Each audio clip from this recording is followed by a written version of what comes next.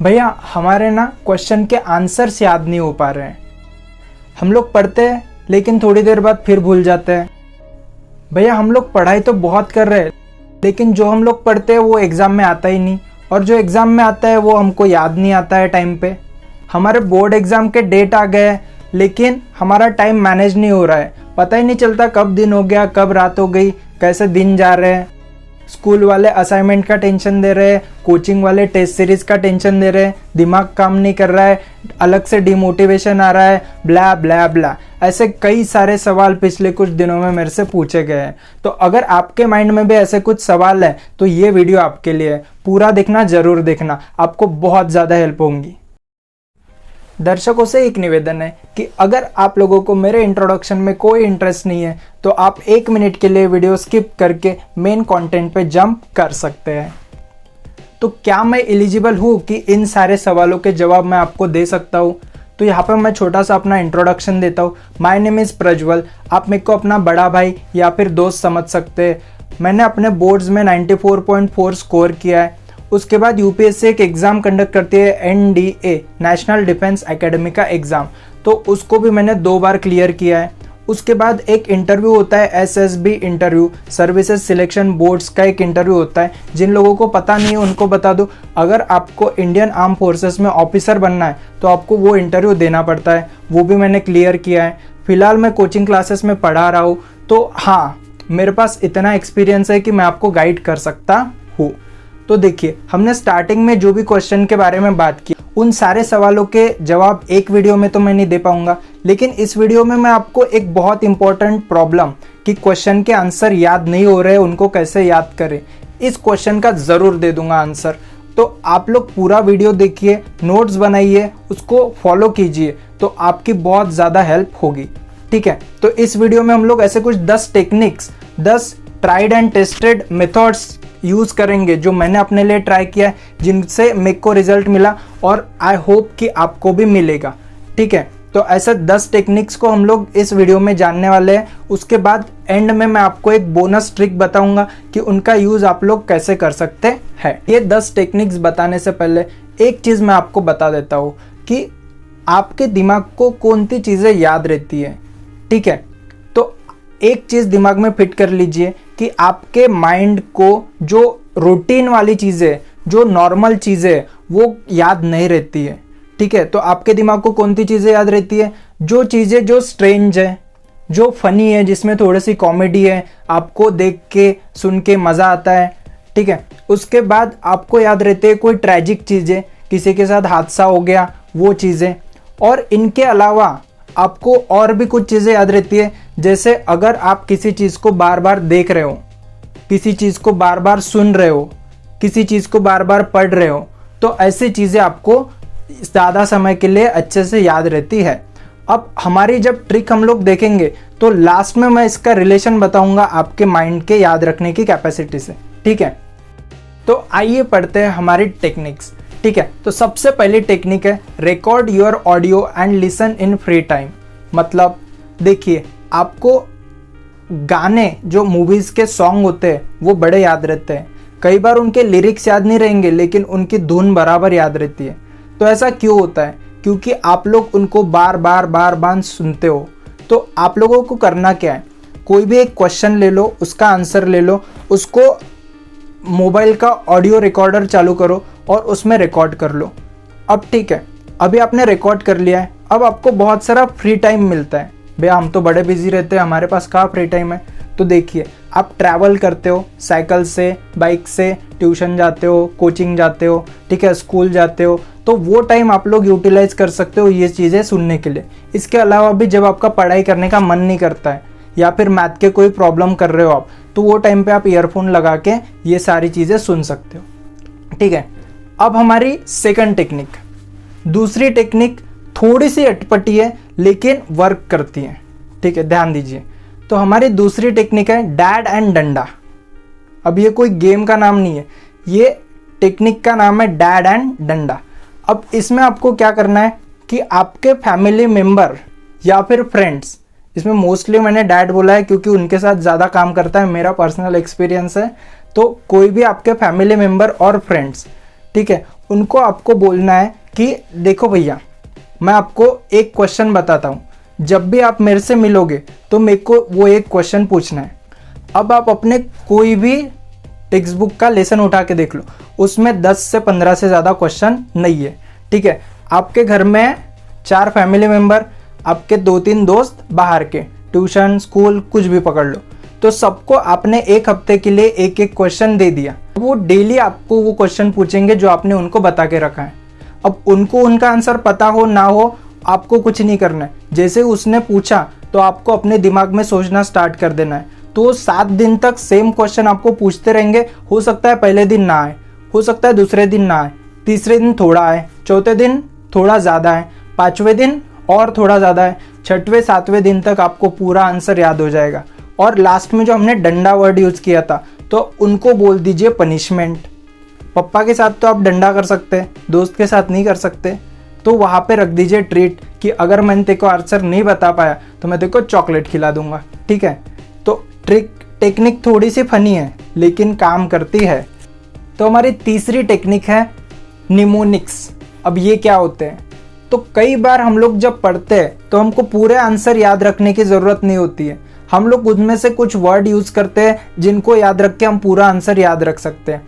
तो यहाँ पे हम लोग निमोनिक्स में उन्हीं वर्ड के इनिशियल लेटर का यूज़ करते हैं। इसको आपको एक एग्जाम्पल के साथ समझाता हूँ जिससे आपको बहुत बढ़िया तरीके से समझ में आ जाएगा।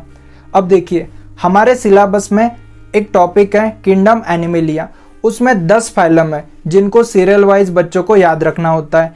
तो अगर वो सीरियल वाइज याद रहेंगे तो उनके कैरेक्टरिस्टिक उससे रिलेटेड है, जुड़े हुए हैं, वो भी बहुत अच्छी तरह से याद रहेंगे, समझा।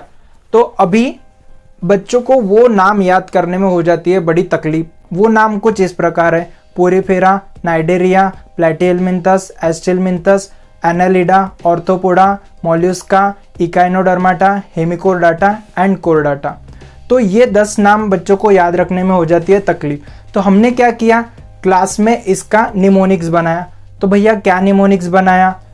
पीसी के पीए ने, हम लोग मानते हैं पीसी यानी प्रियंका चोपड़ा, उनके पीए ने, पीसी के पीए ने आम, इचिन और हेमा से चोरे।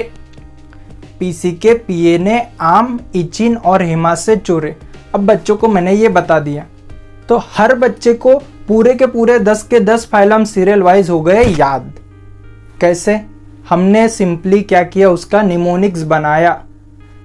तो हमारी नेक्स्ट टेक्निक है हाईलाइट मेन पॉइंट और कीवर्ड्स। किसी भी आंसर में आपको कुछ कीवर्ड्स मिलेंगे जो कि इंपॉर्टेंट है। आपको सेंटेंस एज इट इज लिखना जरूरी नहीं होता है, आपको उसके अंदर के कीवर्ड्स आने चाहिए और सेंटेंस का मतलब सेम रहना चाहिए, तब आपको जाके पूरे मार्क्स मिलते हैं, ठीक है।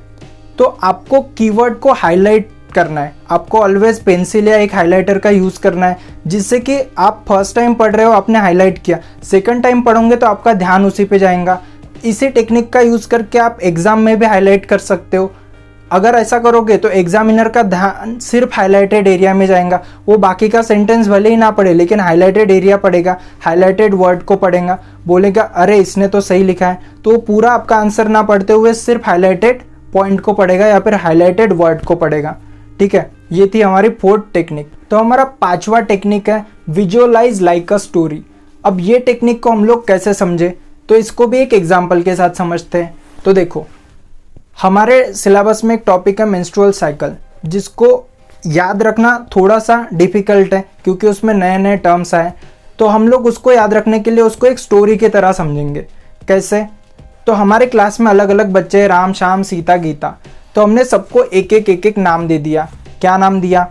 इसको दिया FSH, इसको दिया LH, इसको दिया प्रोजेस्टेरॉन, इसको दिया ईस्ट्रोजन, इसको दिया ओवरी, इसको दिया एंडोमेट्रियम, और एक राजा बिठा दिया पिट्यूटरी ग्लैंड, ठीक है। पिट्यूटरी ग्लैंड अब ऑर्डर देगा किसको? FSH को, जाके फॉलिकल को स्टिमुलेट कर दे।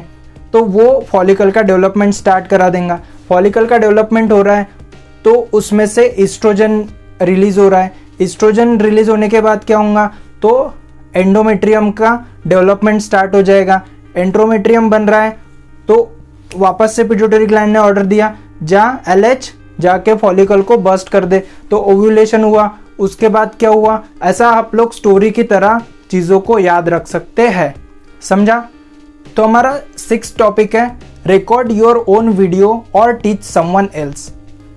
अब ये क्या है, देखिए, अगर आपको पता है कि मेरे को 1 घंटे में XYZ कुछ टॉपिक पढ़ना है तो आप लोग उसको पढ़ोगे, ठीक है। थोड़ी देर बाद आपको कुछ हिस्सा उसका याद रहेगा, उससे थोड़ी देर बाद आपको उसका 50% याद रहेगा, उससे कुछ देर बाद आपको उसका 20% याद रहेगा, ठीक है। लेकिन अगर आपको मैंने बोल दिया कि आपको अभी ये पढ़ना है और जाके कैमरे के आगे बोलना है या फिर किसी को जाके सिखाना है, तो आप उसी 1 घंटे में उस टॉपिक को 10 गुना ज़्यादा अच्छे से पढ़ सकते हो। क्यों? क्योंकि आपका ब्रेन उस दिशा में सोच रहा है कि मेरे को चीज़ों को याद रखना पड़ेगा, तब जाके मैं सामने वाले को बता पाऊंगा। समझा? तो ये सारी चीज़ें ऑटोमेटिकली सबकॉन्शियस लेवल पे होती है। जब आप उसको एक डेडलाइन दे देते हो, एक टारगेट दे देते हो, तो आपका ब्रेन ऑटोमेटिकली काम करना शुरू कर देता है, ठीक है। तो ये थी हमारी 6वीं टेक्निक, जिसमें आपको अपने फ़ोन की कैमरे की क्वालिटी पे बिल्कुल ध्यान मत देना। बस आपको अपना वीडियो रिकॉर्ड करना है या फिर घर में जो भी दीदी भैया छोटा भाई बहन होगा उनको टॉपिक समझाना है, ठीक है। क्लियर है? नेक्स्ट, तो हमारी 7वीं टेक्निक है राइट 50 टाइम्स ऑन पेपर। अब ये पुरानी टेक्निक है लेकिन काम करती है। देखो, अगर आप कोई चीज़ को बार बार पढ़ रहे हो फिर भी आपको याद नहीं आ रहा है तो उसको 50 बार किसी भी पेपर पे लिख दो। पूरा मत लिखो, मेन वर्ड लिखो, लेकिन 50 बार लिख दो। अब ये टेक्निक काम कहाँ पे आती है? जो भी आपके डायग्राम्स की लेबलिंग है तो उसमें आपको ये चीज़ बहुत ज़्यादा काम में आएगी। कोई बड़े क्वेश्चन है, उनके हाईलाइट किए हुए पॉइंट है वो आपको याद नहीं रह रहे तो उनको 50 बार एक लाइन में लिख दो, तो ये टेक्निक भी आपको बहुत काम में आएगी। इसके बाद 8 नंबर की टेक्निक है हमारी सेट मोबाइल वॉलपेपर। अब ये क्या है? हम लोग दिन भर में कम से कम 8 से 10 बार मोबाइल तो देख ही लेते हैं। हम लोग हमारे स्टडी टेबल पे इतना देर नहीं बैठेंगे लेकिन मोबाइल को उतना ज़्यादा फ्रीक्वेंटली हम लोग देख लेते हैं। तो मोबाइल की जो स्क्रीन होती है, अब स्क्रीन में आप लोग एक वॉलपेपर रख दो। उसमें सिस्टम होता है कि मल्टीपल हम लोग चेंजिंग वॉलपेपर रख सकते हैं। तो उसमें हम लोग MCQ, ऑब्जेक्टिव टाइप क्वेश्चन, ये सारे इनके फोटो खींच के एक एक चेंजिंग वाले इस पे रख दो। मतलब आज मेरे को एक दिख रहा है, कल दूसरा दिखेगा, उसके बाद तीसरा दिखेगा। तो इससे क्या होगा, आपके ऑब्जेक्टिव पढ़ने के लिए आपको अलग से समय नहीं देना पड़ेगा। जैसा आप लोग मोबाइल यूज़ करोगे तो थोड़ा सा उसका प्रोडक्टिविटी वाला काम हो जाएगा, वैसे मोबाइल तो आपको अभी छोड़ ही देना चाहिए। अगर जितना काम का है उतना देखो, अगाऊ के काम बंद। लेकिन उसमें भी हम लोग प्रोडक्टिविटी ला सकते हैं एक काम का वॉलपेपर सेट करके, ठीक है। इसके बाद 9 नंबर की टेक्निक है हमारी make chart and paste on wall. अब ये क्या करना है हमको हमारे जो टॉपिक है जिनको हम लोग टेबल के फॉर्म में या ट्री डायग्राम के फॉर्म में बना सकते हैं, उनके चार्ट बना लो, लगा लो। आपके सिलेबस में एक टॉपिक है मियोसिस माइटोसिस। प्रोसेस बड़ी लेंदी है, डायग्राम भी बहुत सारी है, लेकिन अगर आप लोग उसको चार्ट बना के दीवार पे चिपकाओगे तो वो आप जैसे जैसे उसको देखोगे, रोज देखोगे तो आपको फेमिलियर लगेंगी, आपको वो याद रहेंगी, ठीक है। इसी के साथ हमारा एक और टॉपिक है different type of reaction, chemical reaction, displacement, double displacement, combination, decomposition, exothermic, endothermic. तो आप इनका भी चार्ट बना सकते हो जो आपको ज़्यादा समय के लिए याद में रहेंगे, ठीक है। नंबर 10 पे है गजनी टेक्निक। अब इसमें क्या करना है भैया, इसमें आप लोग अपने हाथों का यूज़ कर सकते हो, अपने पास कुछ नोट्स रख सकते हो। जैसे कि गजनी मूवी में दिखाया है, उसको चीज़ें याद नहीं रहती तो वो क्या करता है, शरीर पे लिखता है, अपने इसमें डायरी रखता है, अपने पास नोट्स रखता है। तो आप लोग भी अगर कोई चीज़ रात को पढ़ी है तो आप लोग उसको हाथ में लिख सकते हो या फिर उसका छोटा सा नोट्स, स्टिकी नोट्स बोलते हैं, वो बना सकते हो और जेब में रख सकते हो, ताकि दूसरे दिन जब आप उसको याद करने के लिए ट्राई करोगे और याद नहीं आएगा तब आप उसका रेफरेंस ले सकते हो। तो ऐसे चीज़ें आपको याद रहेगी, ठीक है। तो ये हो गए हमारे 10 के 10 टेक्निक्स। तो आपके टेक्स्ट बुक में एकदम वेराइटी ऑफ क्वेश्चन आंसर्स है, जिसमें देखिए कुछ क्वेश्चन को याद रखने के लिए आप पहले, दूसरे, तीसरे, चौथे, 5वें, 6वें, 7वें, 8वें, 9वें, 10वें इनमें से कोई भी एक टेक्निक का यूज़ कर सकते हो। लेकिन कुछ क्वेश्चन होंगे जिनमें आपको multiple technique, combination of techniques का यूज़ करना पड़ेगा। जैसे देखिए हमने अभी हाईलाइट किया, हाईलाइट करने के बाद हमने उनके निमोनिक्स बनाए। अब निमोनिक्स को हमने मल्टीपल टाइम लिखा, हाथ पे लिखा, तो ये क्या किया हमने, उनका कॉम्बिनेशन यूज़ किया। इससे हमारी चीज़ें और ज़्यादा रिडली ईजीली हो सकती है। ठीक है, तो आपका जो बोनस पॉइंट है ये यही है कि आपको ट्राई करना है कि हम लोग कहाँ कॉम्बिनेशन, कैसे कॉम्बिनेशन यूज़ कर सकते हैं। Now that you will have to figure out कि आप लोग कौन सी टेक्निक किस क्वेश्चन में यूज़ करोगे, कैसे यूज़ करोगे। उसके बाद भी कहीं पे दिक्कत आती है तो do ask me in a comment section, मैं आपके क्वेश्चन का ज़रूर आंसर दूंगा। आई होप कि वीडियो देख के आपको कुछ सीखने को मिला है। Thank you so much for your time.